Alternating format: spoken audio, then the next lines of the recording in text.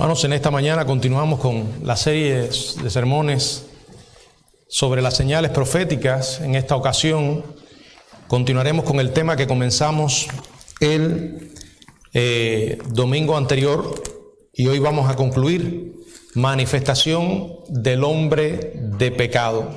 En esta ocasión el pasaje que vamos a emplear está en el capítulo 2, los versos del 6 al 17, donde me gustaría leer nuevamente. Dice: y ahora vosotros sabéis lo que lo detiene, a fin de que a su debido tiempo se manifieste, porque ya está en acción el misterio de la iniquidad. Solo que hay quien al presente lo detiene, hasta que él a su vez sea quitado de en medio. Y entonces se manifestará aquel inicuo, a quien el Señor matará con el espíritu de su boca y destruirá con el resplandor de su venida. Inicuo, cuyo advenimiento es por obra de Satanás, con gran poder y señales y prodigios mentirosos, y con todo engaño de iniquidad para los que se pierden, por cuanto no recibieron el amor de la verdad para ser salvos. Por esto Dios les envía un poder engañoso para que crean la mentira, a fin de que sean condenados todos los que no creyeron a la verdad, sino que se complacieron en la injusticia. Pero nosotros debemos dar siempre gracias a Dios respecto a vosotros, hermanos amados por el Señor, de que Dios os haya escogido desde el principio para salvación, mediante la santificación por el Espíritu y la fe en la verdad, a lo cual os llamó mediante nuestro Evangelio, para alcanzar la gloria de nuestro Señor Jesucristo. Así que, hermanos, estad firmes y retened la doctrina que habéis aprendido, sea por palabra o por carta nuestra. Y el mismo Jesucristo, Señor nuestro, y Dios nuestro Padre, el cual nos amó y nos dio consolación eterna y buena esperanza por gracia, conforte vuestros corazones y os confirme en toda buena palabra y obra. Padre, gracias por hablarnos, Señor. Gracias porque lo haces a través de tu palabra, la Biblia. Ayúdanos, Señor, a ir a esa fuente de agua viva y beber constantemente. Estamos aquí ahora para escuchar tu voz. Por favor, Padre, guíanos con tu Espíritu a toda verdad. En el nombre de Jesucristo. Amén. Bueno, en esta ocasión, como dije, vamos a continuar con el tema que iniciamos el domingo anterior. Pablo escribió acerca de el anticristo, lo llamó el hombre de pecado, el hijo de perdición. Los tesalonicenses estaban envueltos en una confusión provocada por la mentira de que se habían perdido el arrebatamiento y que ya estaban en el juicio del día del Señor. El apóstol Pablo, buscando corregir ese error, les insta a recordar lo que ya él les había enseñado sobre el tema con anterioridad. Les había dado tranquilidad de que el día del Señor no había llegado. Su argumento fue simple e irrefutable. El anticristo no había aparecido y no había cometido el acto final de apostasía, lo que también se llama la abominación desoladora en Mateo capítulo 24. La abominación desoladora de la que habló el profeta Daniel y que ocurrirá antes de la llegada del día del Señor.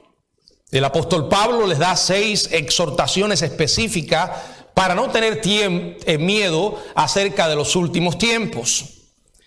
En el mensaje anterior hablamos de las 2 primeras. No dejarse engañar, no ser olvidadizos. Y en el de hoy vamos a continuar con el resto de las exhortaciones. Repito, la intención del apóstol, bajo la guía del Espíritu Santo, era darles paz, completar el gozo de estos hermanos, porque el regreso del Señor no es una fuente de temor, no es algo que provoque pánico en los hijos de Dios, sino esperanza. fortaleza a nuestra fe. Si alguien debe temer, si alguien debe llenarse de pánico y terror, es el incrédulo. Es aquel que no tiene una relación con Dios a través de Cristo. Y debe hacerlo con toda razón, porque el Dios que amó al mundo y envió a su Hijo a morir en la cruz por los pecadores, va a juzgar a este mundo. Y si después de Dios haber ido al extremo para salvarnos, la gente sigue ignorando su oferta de salvación, sigue por el camino de la rebeldía, de espaldas a Dios, Dios los va a juzgar. Sigamos pues considerando estas exhortaciones. La tercera, y es la primera en este mensaje, es no ser ignorantes. Dice los versos del 6 al 9. Pero os ordenamos, segunda a los Tesalonicenses 2, del 6 al 9. Y ahora vosotros sabéis lo que lo detiene, a fin de que a su debido tiempo se manifieste. Porque ya está en acción el misterio de la iniquidad, solo que hay quien al presente lo detiene, hasta que él a su vez sea quitado de en medio. Y entonces se manifestará aquel inicuo, a quien el Señor matará con el espíritu de su boca, y destruirá con el resplandor de su venida. Inicuo, cuyo advenimiento es por obra de Satanás, con gran poder y señales y prodigios mentirosos. Luego dice el verso 10, la primera parte, o la segunda mejor, que dice, para los que se pierden. En este pasaje el apóstol menciona 4 aspectos acerca del anticristo, el último líder mundial, el último dictador que se va a levantar en la historia humana y que dejará chiquitos a todos los anteriores que han existido. Los dejará pequeños en perversidad y en poder. Y aquí menciona varias características de este último dictador que nosotros lo conocemos como el anticristo. Aquí lo llama, como dije, el hombre de pecado, el hijo de perdición. Es un hombre, no es un símbolo de algo, es un hombre real, no es el diablo, aunque será instrumento en las manos del diablo, aunque su vida estará vendida totalmente a Satanás, no es Satanás. Tampoco lo son los que ya se han levantado a lo largo de la historia como figuras o tipos de anticristo. El hecho de que estos hayan existido no va a sustituir el cumplimiento profético de que habrá uno, el último, el final.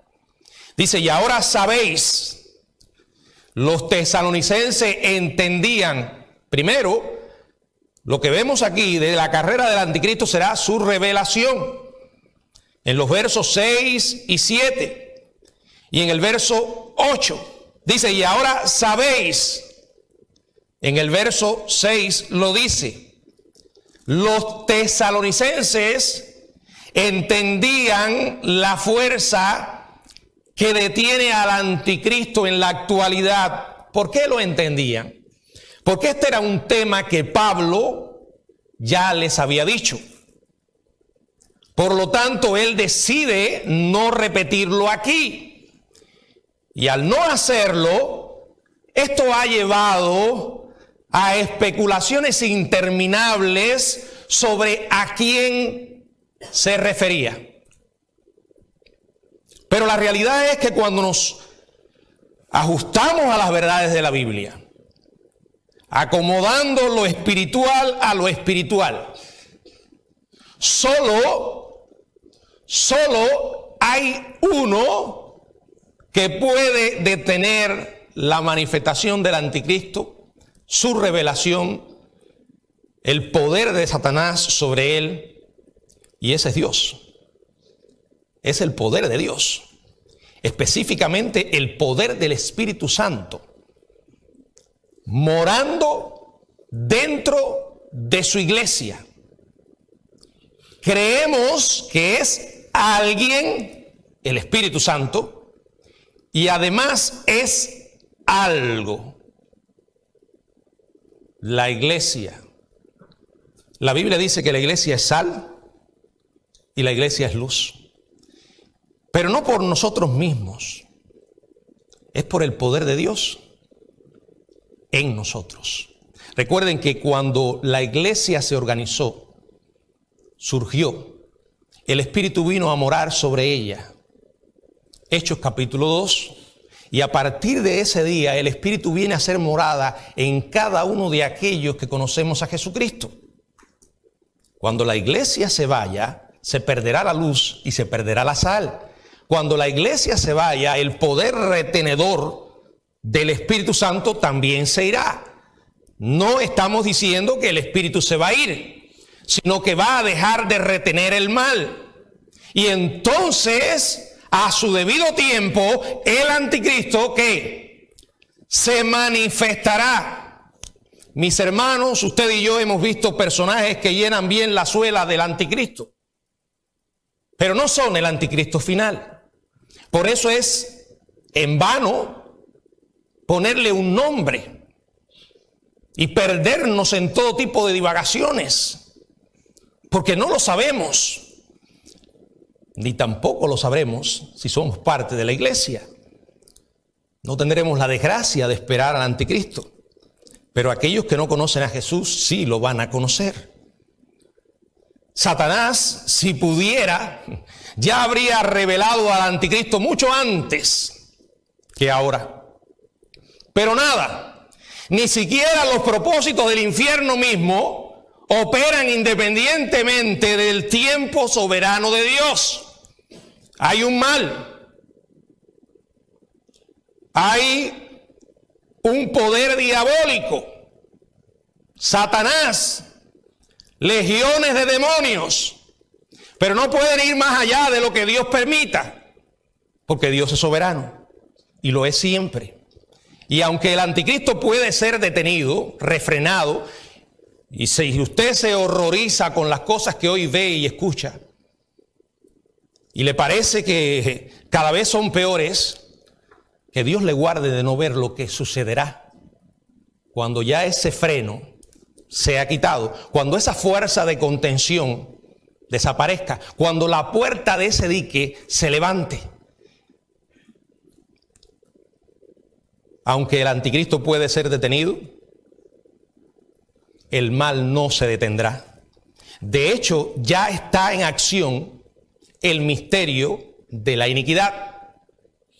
Misterio describe algo que según Romanos capítulo 16, verso 25, algo que se ha mantenido oculto desde tiempos eternos y que no puede conocerse a menos que Dios lo revele. Sabemos que el verdadero carácter de la iniquidad ya está en obra. Primera de Juan capítulo 3, verso 4, ya está en acción. Y también, según Primera de Juan 2:18, han surgido muchos anticristos. Pero el mal, las mentiras, la hipocresía, la inmoralidad, las falsas religiones impregnan nuestro mundo y se hacen cada vez peores. De modo que cada generación es más perversa que la anterior. Segunda a Timoteo, en el capítulo 3, verso 13, la palabra del Señor nos dice lo siguiente: mas los malos hombres y los engañadores irán de mal en peor, engañando y siendo engañado. Si usted es de aquellos que les encanta las caricias en los oídos, los masajes en la espalda, me refiero en el sentido espiritual. Si usted es de aquellos que viene aquí para que yo le dé una terapia motivacional, y si es de aquellos que sale diciendo, este hombre solo sabe traer malas noticias. Bueno, yo traigo buenas, lo que no vienen de los hombres. Pero yo no puedo leer segunda a Timoteo capítulo 3, verso 13 y decirle, esto va a mejorar. Si yo les digo eso, hermanos, soy responsable delante de Dios por predicar una mentira. Agarre ese versículo, enmárquelo en un cuadrito y cuando se sienta engañado pensando esto va a mejorar, léalo. Claro, este es uno de esos versículos que nadie enmarca. La gente prefiere Filipenses, donde dice, todo lo puedo en Cristo que me fortalece. Es verdad, amén. Pero esto también es verdad. De los hombres no esperes nada bueno. No se lo digo yo. Ahora, el hecho de que los hombres vayan de mal en peor, engañando y siendo engañados, no va a sustituir el cumplimiento profético de que ha de venir una fuerza perversa aún mayor, que ahora está siendo contenida por el Espíritu Santo. Esa fuerza se llama el anticristo. Esa fuerza que ha de venir es el anticristo, pero el que lo retiene es el Espíritu. Pero dice la Biblia que será quitado de en medio. Por favor, no lo interprete como que el Espíritu Santo se va a ir del mundo. Eso no va a suceder, porque es Dios, sino que va a cesar su obra de retención.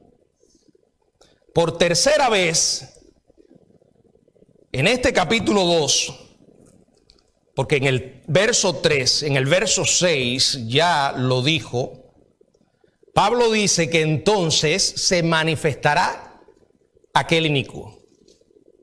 Cuando el Espíritu cese su retención, cuando la iglesia en la que mora el Espíritu dando sabor como sal y ofreciendo guía como luz, no esté.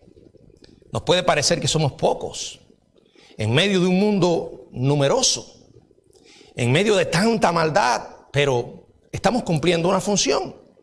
Entonces el anticristo expondrá las profundidades de su maligna naturaleza, profanando el templo y proclamando ser Dios.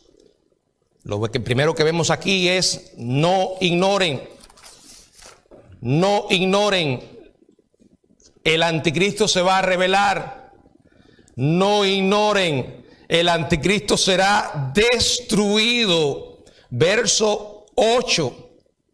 Dice la palabra, a quien el Señor matará con el espíritu de su boca y destruirá con el resplandor de su venida. Todo se va a mover según el calendario de Dios, en el tiempo divinamente ordenado. El gobernante más poderoso e infernal en la historia humana será aplastado sin esfuerzo. Putin no le va a llegar a la suela.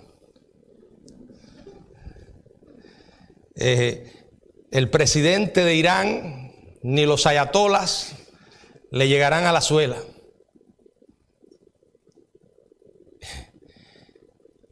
El maburro de Venezuela, nada.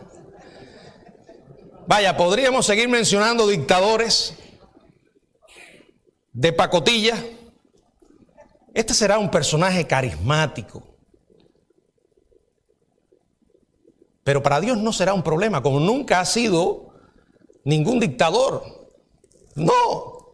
A Dios no lo impresionan los gobernantes humanos. No.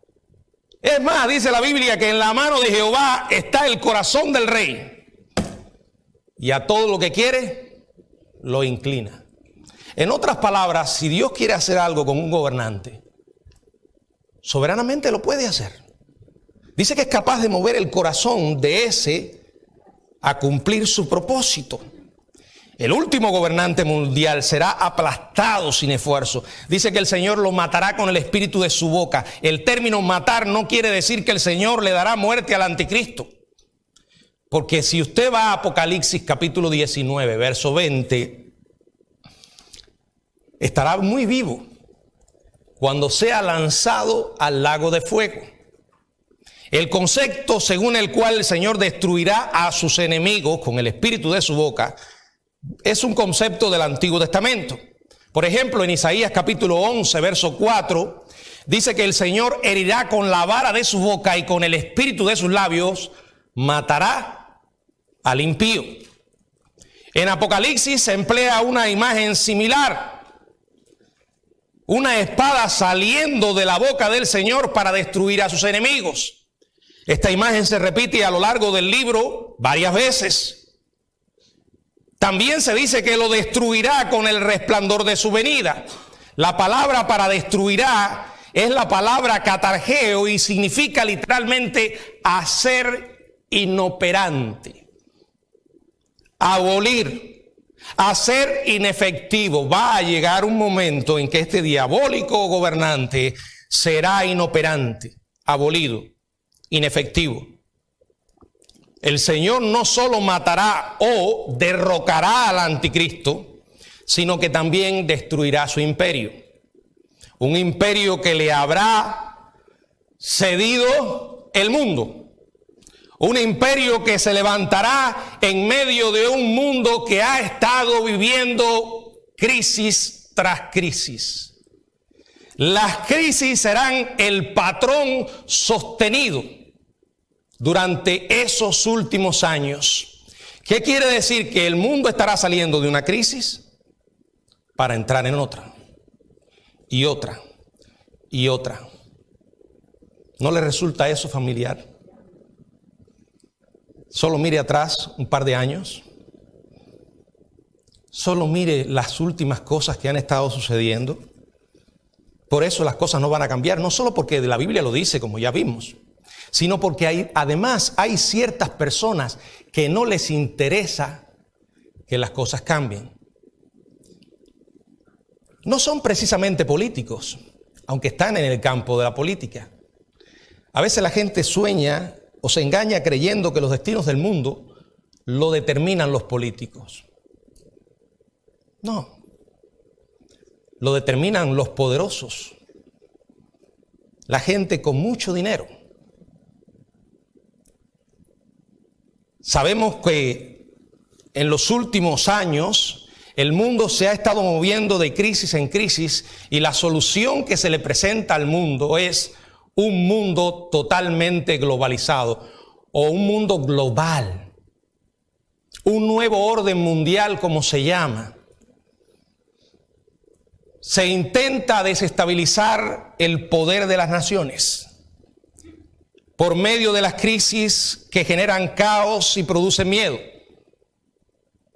La gente hoy anhela un líder fuerte que solucione los problemas que tienen. Cada vez los gobernantes de las naciones se hacen más inútiles, se muestran más impotentes de solucionar los problemas nacionales. Y no hay que ir muy lejos. No estamos hablando de un gobernante ajeno, aquí también lo tenemos. Y solo la soberanía de Dios es la que me da consuelo, aunque no responde todas mis preguntas. Cuando miro al presidente actual, me pongo a pensar y digo, ¿cómo llegó ahí? ¿Cómo pudo llegar? Porque Dios lo permitió.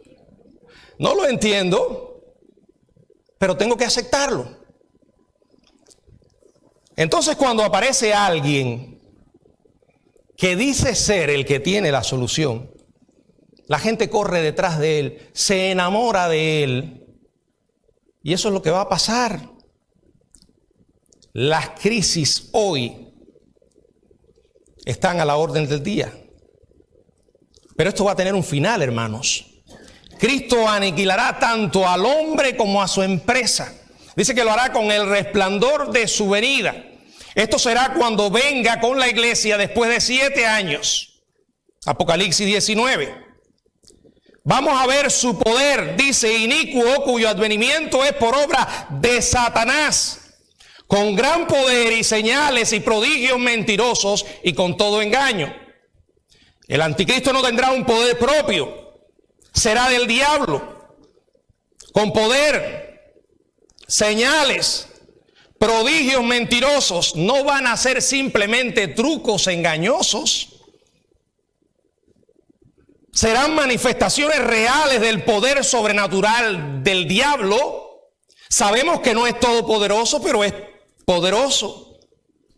Los milagros, señales y prodigios del anticristo son mentirosos, no en el sentido de ser necesariamente falsificaciones, sino que van a llevar a la gente a conclusiones falsas acerca de quién es él. Juan, al punto de que creerán sus mentiras y llegarán a adorarle. Creerán que es divino y le adorarán. Y en Apocalipsis 13, verso 4, dice que la gente adoró a la bestia. Y dirán, ¿quién como la bestia?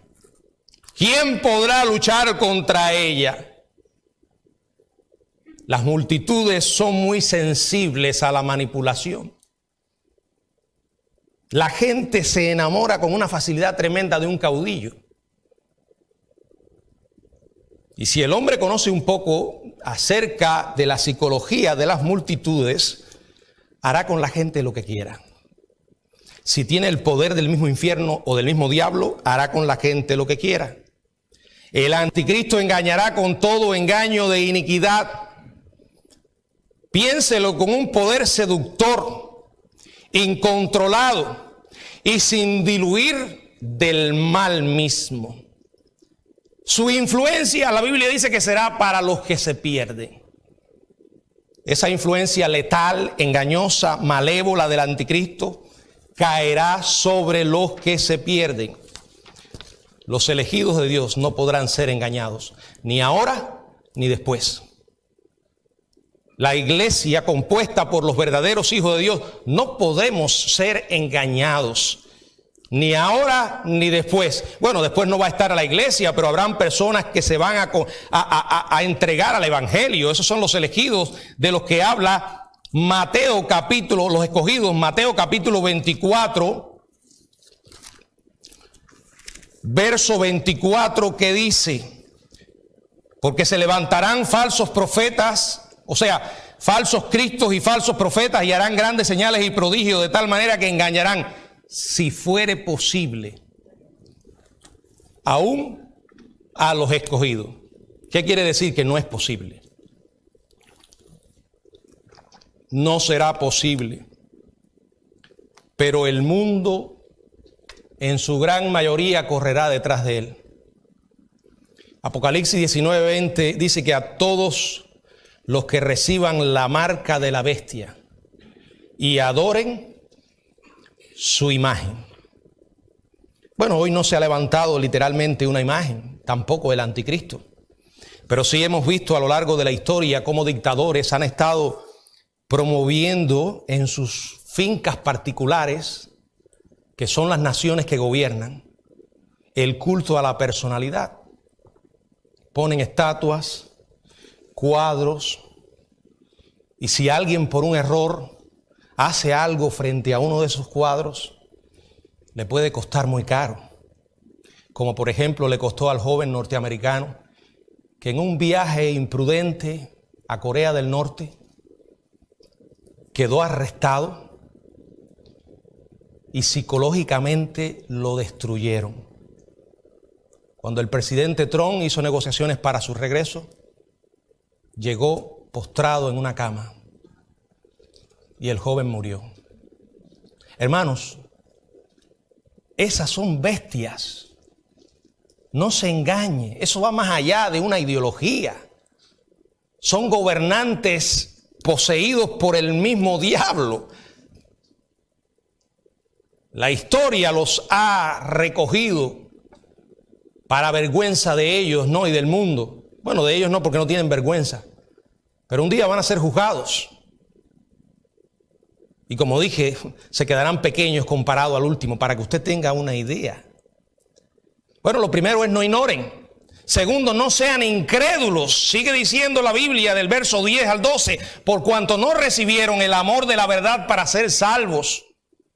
Por esto Dios les envía un poder engañoso para que crean la mentira, a fin de que sean condenados todos los que no creyeron a la verdad, sino que se complacieron en la injusticia. Aquí dice claramente que los incrédulos de aquellos días serán engañados, porque no recibieron el amor de la verdad para ser salvos. Los que se pierden no se van a perder por no haber oído o no haber entendido la verdad, sino que no la amaron, no se apropiaron de ella. ¿Cuál es la verdad? La verdad del Evangelio, la palabra de verdad. Jesucristo es la verdad encarnada. Segunda a los Tesalonicenses 1:8 dice que los no redimidos no conocieron a Dios ni obedecieron al Evangelio de nuestro Señor Jesucristo, porque no recibieron el amor de la verdad. Escogieron amar su pecado. Escogieron seguir en su pecado. Escogieron creer en las mentiras del diablo. Odiar el Evangelio. Odiar a Jesucristo. Pero yo no sé si usted se ha dado cuenta de lo que estamos leyendo. Aquí hay una realidad que aterra. Y es que Dios va a decidir el destino de los que odian el Evangelio enviando un poder engañoso para que crean la mentira. Eso es lo que dice ahí. El que no quiere creer, no va a creer. El que no quiere ver, terminará ciego. El que no quiere oír, terminará sordo. Como ya dijimos, el anticristo engañará a las personas con falsos milagros, señales, prodigios de poder satánico.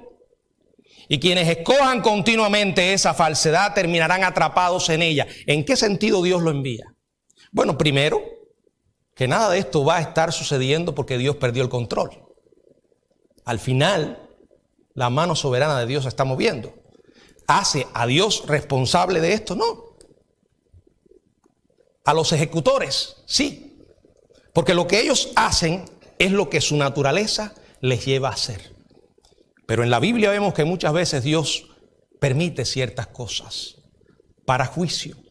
Pero cuando la Biblia se va a referir a esa voluntad permisiva de Dios, no dice voluntad permisiva, dice Dios envía. Al final hace a Dios el que tiene el poder supremo al permitirlo. Porque si no lo quisiera, nada ocurriría. La realidad aterradora es que Dios decidirá el destino de quienes odian el Evangelio, enviando un poder engañoso para que crean la mentira. En el futuro Dios usará a Satanás como instrumento de juicio. Dice, para que crean la mentira, a fin de que sean condenados todos los que no creyeron a la verdad, sino que se complacieron en la injusticia. Hay gente que no solo no cree la verdad, sino que se complacen en hacer lo malo. Usted dice, ¿cómo es posible que hay gente que se regodee en la maldad misma? Lo vemos todos los días. Por medio del anticristo y el falso profeta, Satanás engañará al mundo entero haciendo creer la mentira de que el anticristo es Dios. Bueno, de hecho hoy ya esa mentira está esparcida a través de la enseñanza de que no hay un solo Dios verdadero. Y la Biblia dice que hay un solo Dios verdadero. a través de la enseñanza de que todos los caminos llevan al cielo. Y la Biblia dice que hay un solo camino que lleva al cielo. A través de que Dios al final va a entender y todos serán perdonados. No va a entender. No todos serán perdonados. ¿Por qué? No porque lo digo yo. El Evangelio dice que le costó la vida al Hijo de Dios. ¿Hasta dónde puede llegar el atrevimiento y la osadía del rebelde de decir que al final Dios va a entender? No, hay tremendas buenas noticias. Hoy hay esperanza para tu vida. Hoy te puedes volver a Dios con un corazón arrepentido. Dios te puede dar la esperanza del cielo y la garantía de que vas a recibir esa herencia celestial, que son las arras de nuestra herencia, el Espíritu mismo. Pero si a pesar de todo sigues en tu propio camino, vas a encontrarte con la muerte eterna. La tercera cosa que les dice es: no sean inseguros. Verso 13 y verso 14. Verso 13 y verso 14. Pero nosotros debemos dar gracias siempre a Dios con respecto a vosotros, hermanos amados, por el Señor, de que Dios os haya escogido desde el principio para salvación, mediante la santificación por el Espíritu y la fe en la verdad, a lo cual os llamó mediante nuestro evangelio, para alcanzar la gloria de nuestro Señor Jesucristo. Dice que Pablo da gracias. Le dice: no sean inseguros.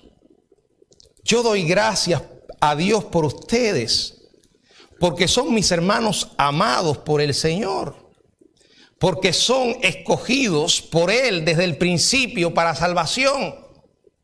Lo mismo se puede decir de todos los que estamos aquí, que verdaderamente somos hijos de Dios. La Biblia habla de la elección con toda seguridad. La Biblia habla de los escogidos con toda seguridad. ¿Quién es un escogido? El que se arrepiente y cree. Tú no puedes saber si eres un escogido si no te arrepientes. Todo el que se arrepiente, el que a mí viene, no le echo fuera. Dice que Dios escoge mediante la santificación por el Espíritu y la fe en la verdad. Cuando alguien cree, es colocado aparte para Dios y se inicia un proceso de crecimiento en el que somos conformados a la imagen de Cristo. Eso es santificación del Espíritu. Y además, fe en la verdad. Comenzamos cuando creemos en la verdad, el Evangelio, la persona de Jesucristo, y continuamos edificando nuestra vida sobre la verdad. ¿Cuál es la verdad? La verdad es lo que Dios dice acerca de algo. La verdad es este libro. Si tú lo abres todos los días y llenas tu mente y tu corazón, vas a tener una mentalidad cimentada en la verdad. Vas a tener una mentalidad bíblica. Vas a tener un sistema de filtro interno que no te va a dejar perder el rumbo. Que cuando enfrentes cualquier circunstancia, cuando te encuentres ante cualquier desafío, vas a pensar como Dios piensa. Eso es pensar como Dios piensa. Te va a llevar a amar lo que Dios ama y a aborrecer lo que Dios aborrece.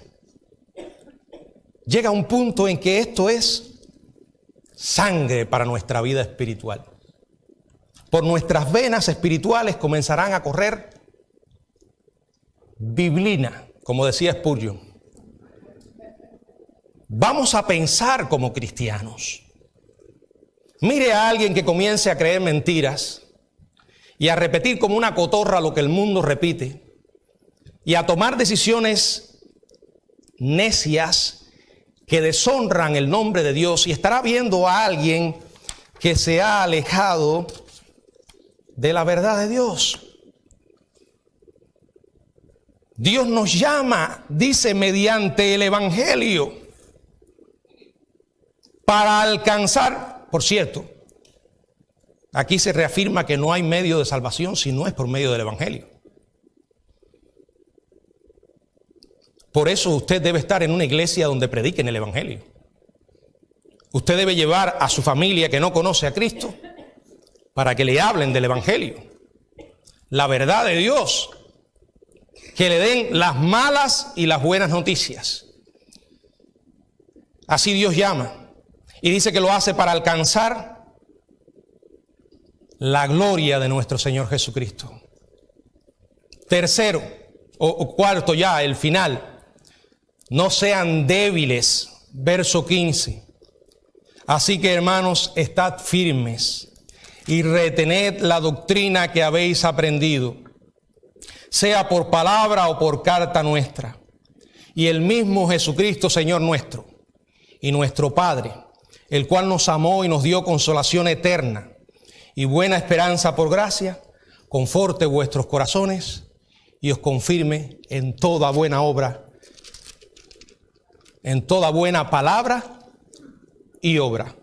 No sean débiles. Humanamente somos débiles. Pero cuando hemos conocido a Cristo, estamos edificando sobre la roca inconmovible de los siglos. Todo lo podemos en Cristo. Él les dice, estén firmes. Retengan la doctrina que han aprendido. La marca de una fe auténtica es la persistencia. No interpretemos esto como que por